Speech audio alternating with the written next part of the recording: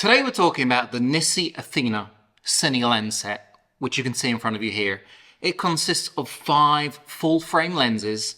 These are prime micro contrast lenses that make your footage just look insanely good. And they are budget lenses because you can pick up this whole set of 5 Cine lenses right here for just over $5,000 and a case for it. Now there is one hole left in the case because Nisi is coming out with a 135mm lens.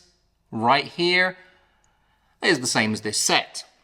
We have a 14mm which starts off at T2.4, and we have a 25, 35, 50 and an 85 that are all T1.9. They all drop all the way down to T22, so they have a really nice range. Fully open, they look really fantastic, and the micro contrast really helps bring out the colors and smooth out the contrast.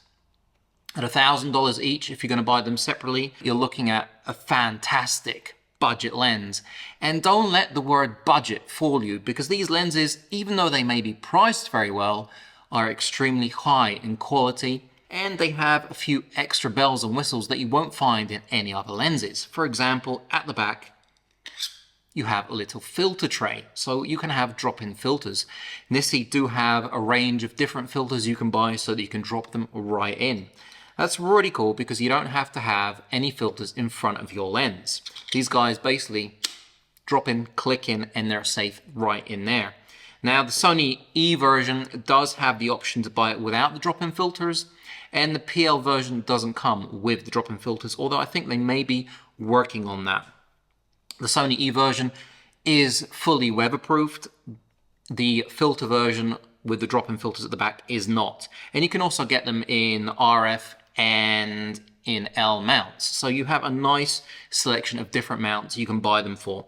They all have 77mm threads on the front of the actual lenses, in case you do want to screw in your own filters and you don't want to use a matte box.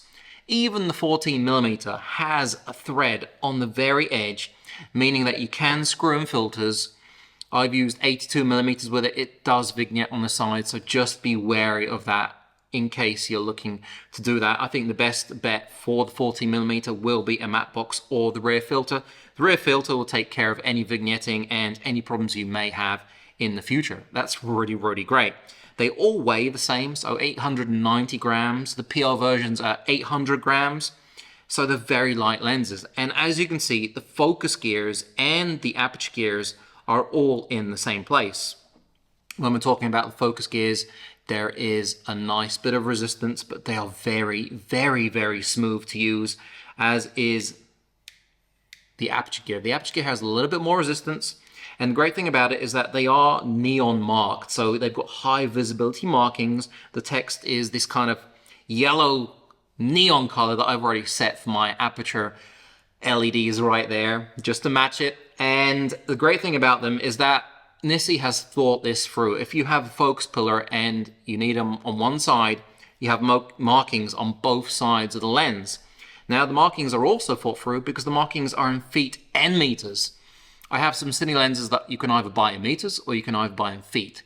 So Nisi has basically catered to everybody with one lens in a vast amount of options. They also do come with lens caps. The front is a nice metal one that has some material on the inside, so when you do slide it down, it doesn't ruin your lens, and the back is just a classic E-mount type lens cap. All in all, very nicely designed. They have this kind of very nice texture to them. You know, a lot of cameras have that, like cinema cameras of Sony, they have this texture, so it's nice to hold. You can see they're very durable, and when you hold it in your hand, you can feel that you're holding a serious piece of kit. As for how they look, how they flare, the differences between them, why don't we have a look right now?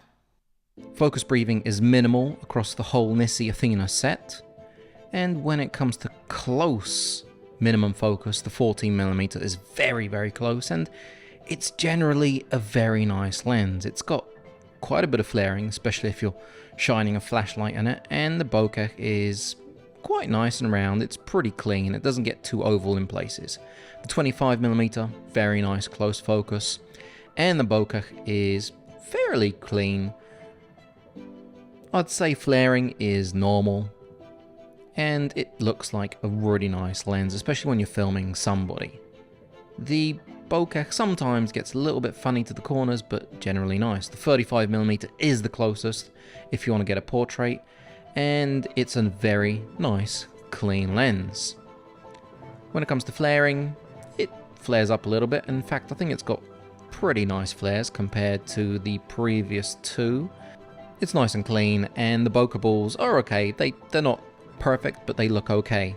Close focus on the 50mm, you get a really nice out of focus blur behind you, and the bokeh is pretty clean. Flaring is also pretty nice, and you get really nice clean rings when you're flaring with it, and the bokeh balls seem very controlled on the 50mm. They're not in any way distracting, and they're round basically everywhere. The 85mm really cuts you away from the background, and it's got very nice bokeh, but that is pretty much to be expected. It's quite a long lens, and it's pretty difficult to get focus because it's, at 1.9, the 85mm requires a lot of experience and work to get in focus. Bokeh balls, nice and clean on the 85mm. So as you can see here is the difference in terms of minimal focus between the whole set. And outside, this is what they look like. The 14 is really nice and wide. It gives beautiful color and contrasts. The 25 is pretty clean. I think it's a nice lens. And the 35 is usually my favorite focal length, but right here, I think I'd prefer to actually go for the 25. 50 punches in, and the 85 is a really nice, clean, long focal length that you can use for, portraits or close-ups. And here they are, all next to each other, so you can get an idea of what they look like separately. Now, I'm going to go outside, and you're going to see what they look like at an arm's length, more or less. The 14mm does really distort, and you're going to be able to see that in the actual distortion examples in a minute. The 25 is actually fairly clean until you look at the 35, but it's a nice lens you can use if you're filming people and portraits. The 14 is very specific, where the 35, as you can see, is very nice. It's clean, it looks natural. It looks like how we would see people with our own eyes. The 50 is, I'd say, very normal in terms of its field of view, and the 85mm really does punch in and compress everything, as you can see. It's a nice, very clean, clinical lens. I'd call it clinical because there is no character to it. It's just a correct 85mm lens. And this is what they look like all next to each other. You can see that 14mm really does make me look like an alien. As for tests, the 14mm is fairly sharp wide open, but when you close it down to f8 it gets very sharp. There is a lot of distortion, as you can see here, that can be fixed. The 25 is a lot sharper, and when you step down to f8 it's very sharp. Now there is a little bit of distortion, not much. 35 is very clean, and it's pretty sharp more or less all over, and it's got very minimal distortion. But when you get into the 50, you can see that sharpness really improves all the way when it's full open, and it is almost no distortion on that lens. The 85 is basically super sharp if it's full open or not, and there is zero distortion on this lens. And here is what they look like next to each other. You can see that wide open, the 14mm does have a bit of vignetting around the edges. And right here on the distortion chart, you can see that the 14mm is by far the most distorted, and the 50 and 85 are very clean, nice lenses. So as you can see, they work very nicely. They're very sharp. I really like the 14mm, but I could really do with an 85mm, and I'm torn. Why don't you leave a comment down below and let me know which one you would choose out of these if you had to choose just one. Now, if you do want to get the whole set, you get a really nice Pelican case. It's very well designed with Nisi logos. It has a space for the 6th lens, the 135mm, and a space for filters. So everything is really nicely thought through. I think these lenses are fantastic for their price.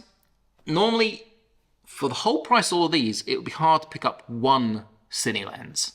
So what Nisi have done here with the quality and the rare drop-in filters, the markings, everything is absolutely fantastic. Any comments, questions down below. If you did like my video and it helped you purchase one through the links down below, give me a thumbs up. If you haven't subscribed, make sure you do, and you know, ring that bell.